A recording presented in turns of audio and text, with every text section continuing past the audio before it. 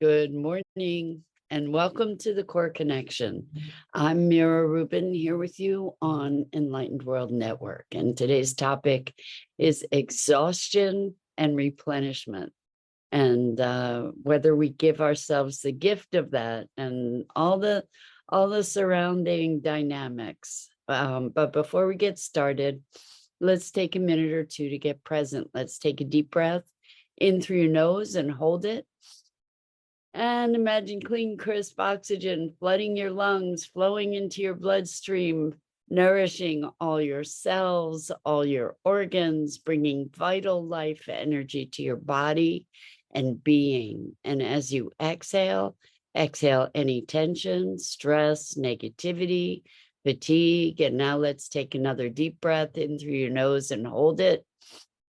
This time, imagine brilliant, bright light lighting you up from the inside out, illuminating, electrifying, and energizing all your cells, all your molecules, your electrons, creating a brilliant beam of light and energy from your heart out into the world. And as you exhale any remaining tension, stress, negativity, fatigue. And now let's press our palms together and vigorously rub them together, feeling all the pressure, the temperature, the friction, the tickling and tingling when you stop, and allow all those sensations to bring you present right here, right now, into this remarkable physical form that enables you to experience life. Good morning, good morning, good morning, ladies. Rosalind, Robin, Bernadette, welcome, welcome, welcome. So good to have you all here with us this morning. And welcome to everybody else who's joining us. And today we're talking about exhaustion and replenishment.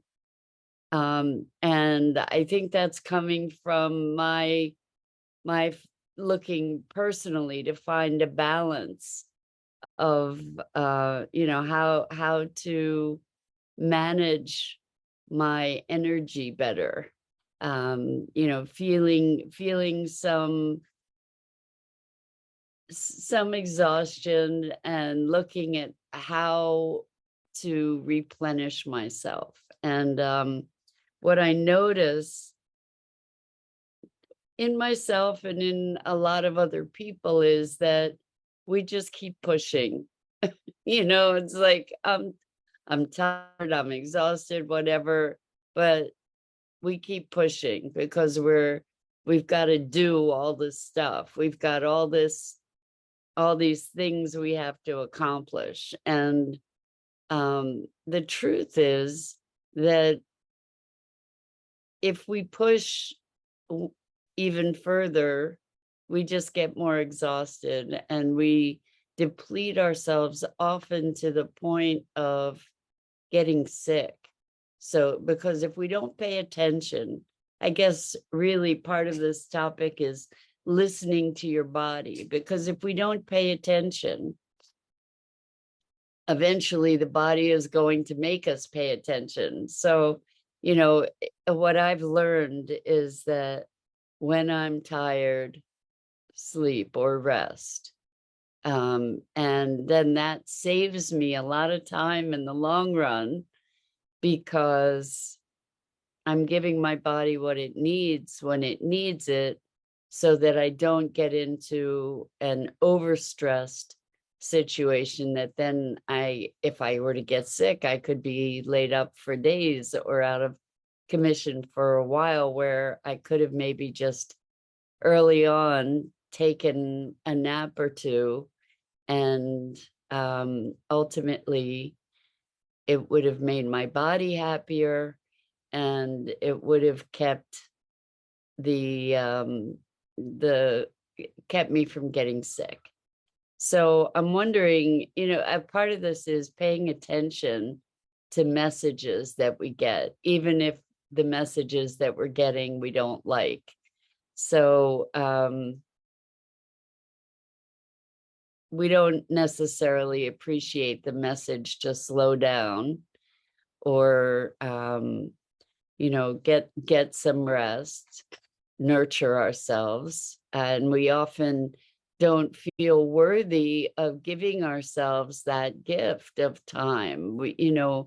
It's interesting. I was talking to a couple clients about this yesterday, but one in particular had just gone through some really intense trauma due to nature, with storms and power outages and destruction from fallen trees and cars that were crushed, and like all kinds of it, really big time, heavy duty traumatic stuff, plus no electricity for 10 days, no heat, just like this very, very, very stressful situation. And thankfully the power's back on and they're okay.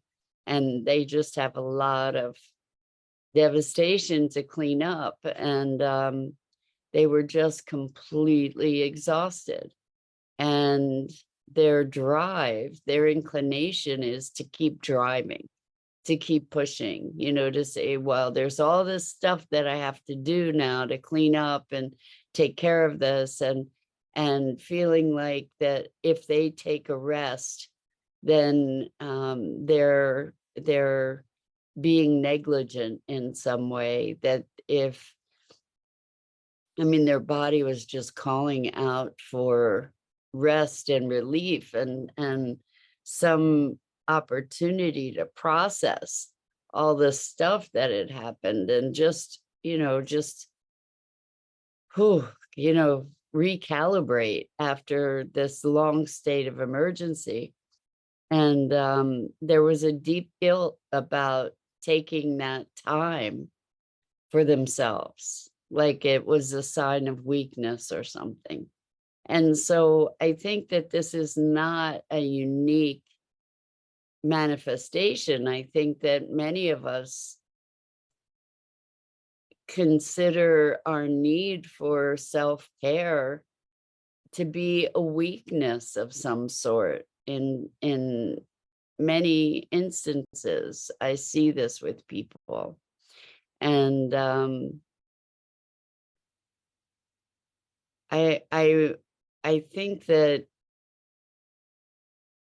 it's a very interesting dynamic that we won't pay attention to our body's cry for care, and then eventually the body's going to win. The body's going to assert its need one way or another, and we can ignore it. I remember a friend telling me years ago, like, that she had been so separate from her body that she had stepped on a needle that deeply embedded itself in her foot.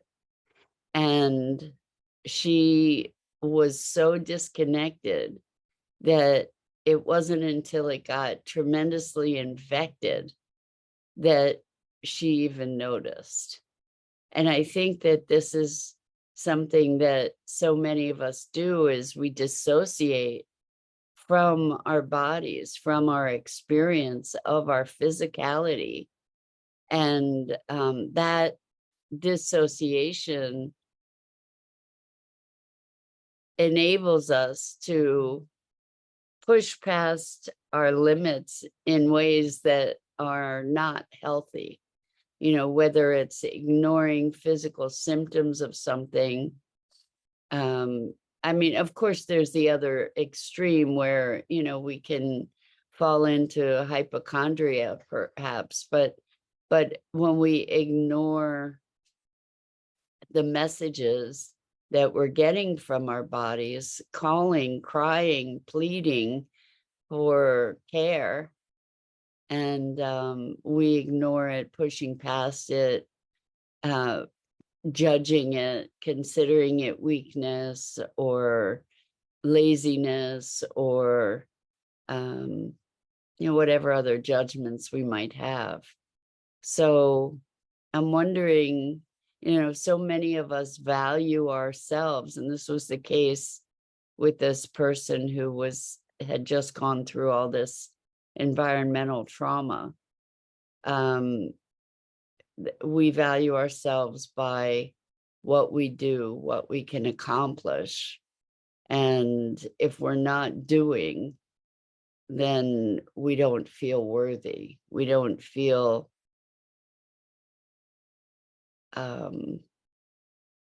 justified in being unless we're doing stuff. That there's a need to prove ourselves somehow, to prove our worthiness by pushing. And I wonder for you, what do you notice in yourself when you're not feeling well? Do you care for yourself? When you're feeling exhausted, do you allow yourself to rest? Do you make time for self-care? What does self-care look like? What does it look like to replenish yourself? Sometimes we can be just emotionally exhausted, emotionally overwhelmed, where there's just too much input. And then what do you do to nourish yourself, to renew yourself? What kinds of practices do you grant yourself? For me, one of the things that is super, super helpful to nourish my body is a bath. I could practically live in the bathtub. But that really helps me to recalibrate, to settle down, to find a space of ease. Some of us can meditate.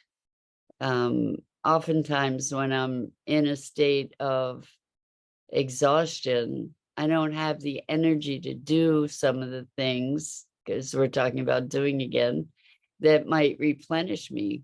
Sometimes the best thing you can do is curl up and take a nap. I think naps are underrated and a wonderful, wonderful gift. Even sometimes a 15-minute nap can make all the difference. So what does it take for you to pay attention to the requests made by your body, the needs made that are expressed by your body? What does it take to get your attention? Do you have to wait till your foot is infected before you notice that you stepped on a needle that was embedded 2 inches into the foot? I mean, does it take getting ourselves to a place of a breakdown to recognize that the emotional tension that we're experiencing is too much?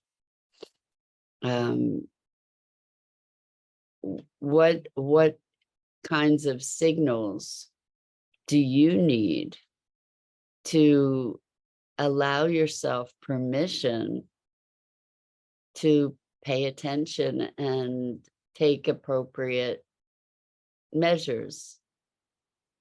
So sometimes we just need to unplug, and that's okay. And to be able to do that as an act of love for oneself, rather than as something for which we berate ourselves, calling ourselves weak or inadequate because we are tired or because we need rest. There's a gift in being connected enough to be able to be responsive to your body, right? And to your physical needs and your emotional needs and your spiritual needs. We get to pay attention and honor those things. It's all part of whatever it is we're up to. So we all know the concept of get your own oxygen mask first, right? That if you don't have oxygen, if the plane is in trouble and you don't have oxygen, then you can't really help anybody else.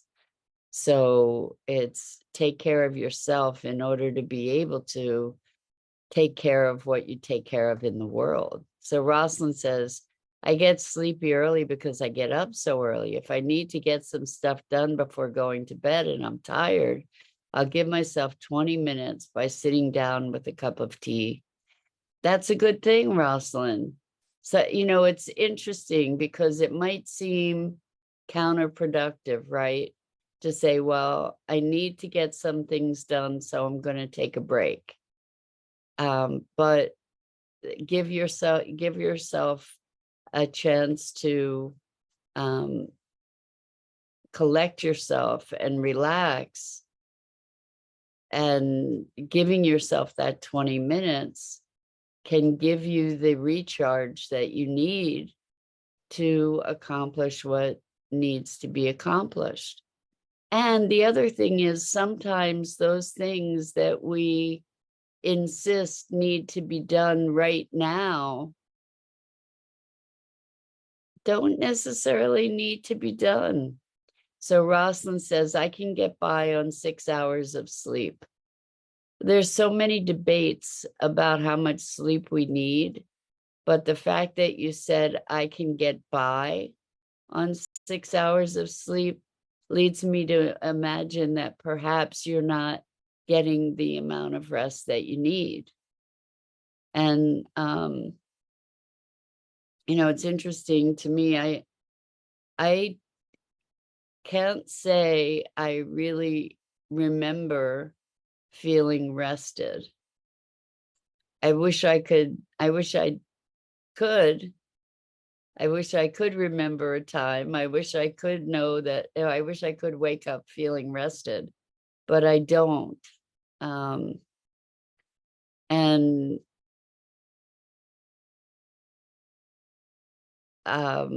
so I often personally feel like I'm on that edge where, I get to take a few minutes here or there to just sort of relax.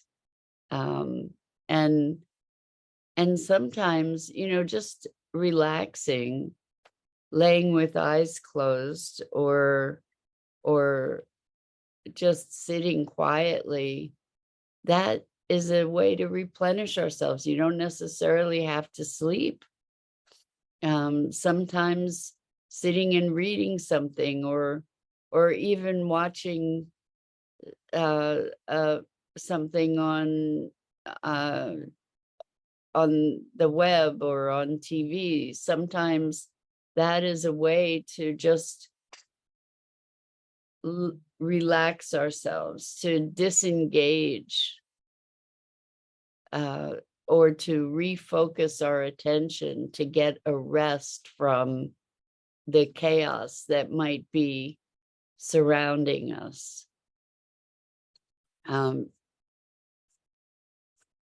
It's kind of an organized reset or detachment, like if we can manage to disengage from something for a little bit, then when we come back, we can re-engage with it from a fresh place, oftentimes.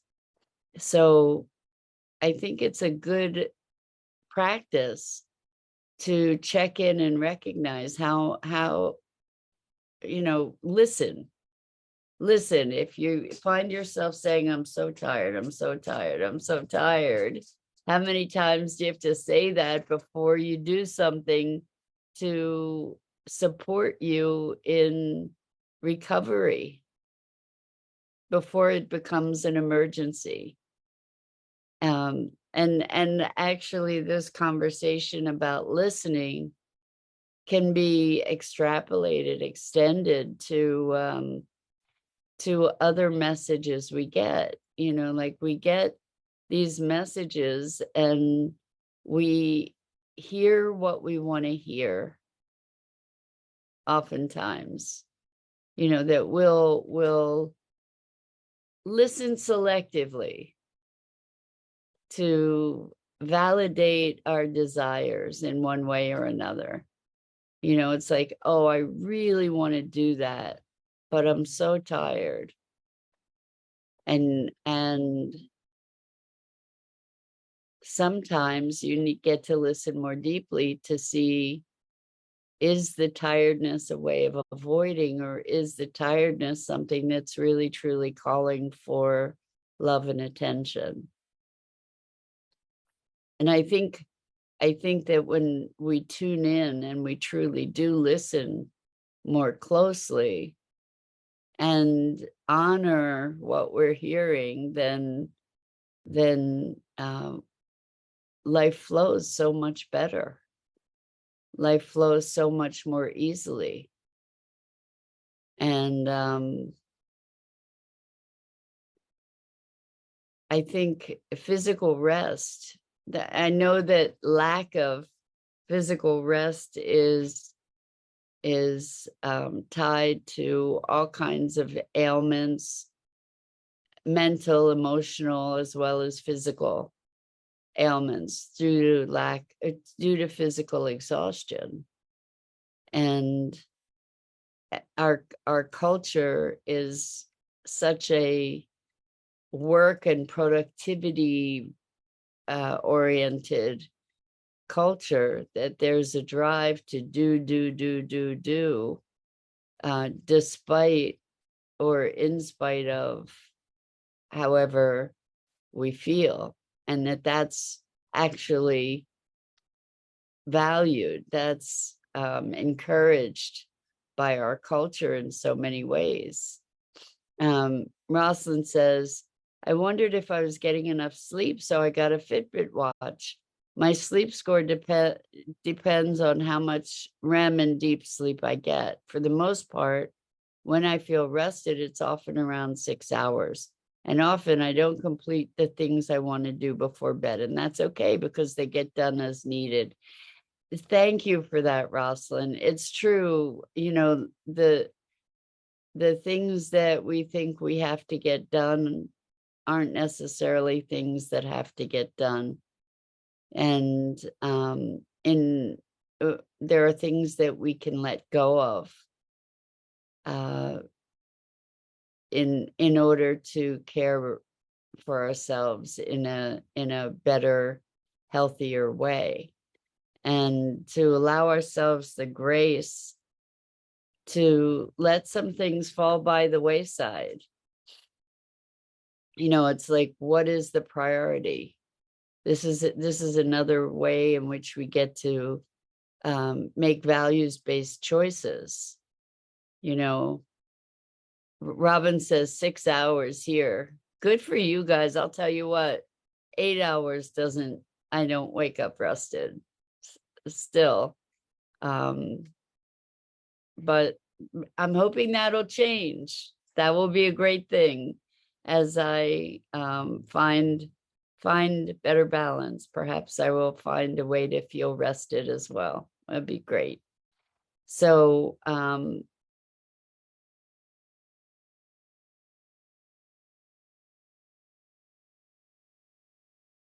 I've heard a lot of people talking about being exhausted, and there are lots of emotional stressors or a lot of things that could be emotionally stressful in our lives and in our world. And I think to ignore that, I guess we ignore that at our peril, is my thinking about it. And so that we may be calling for a greater level of care and attention. Robin says, I need to watch the replay. My connection isn't that well this morning.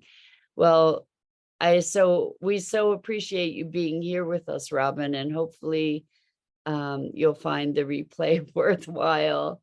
It's really a cautionary tale and also a permission, hopefully, that we get to grant ourselves to care for ourselves, to care enough to be responsive to the needs that our body expresses and our being expresses. Sometimes it's too much, and we need to pay attention when it's too much. I years and years ago, I was in a situation that was super, super stressful, and I didn't know how to care for myself. And I had a moment when just my body switched, and that's when my hair started falling out. And so there are consequences. There are consequences to not paying attention to your body expressing a deep need for care. And Robin says, self-love sounds like we need to apply to our bodies and our needs, 100%. So with that, and good morning, Dido. So good to have you here with us as always. With that, that's it for today. I'm Mira Rubin. This is the Core Connection. And I go live here each weekday morning on the Enlightened World Network Facebook page and YouTube channel at 9 a.m. Eastern, and I invite you to check out the other awesome programming on Enlightened World Network and Enlightened World Living. And until next time, so much love to you.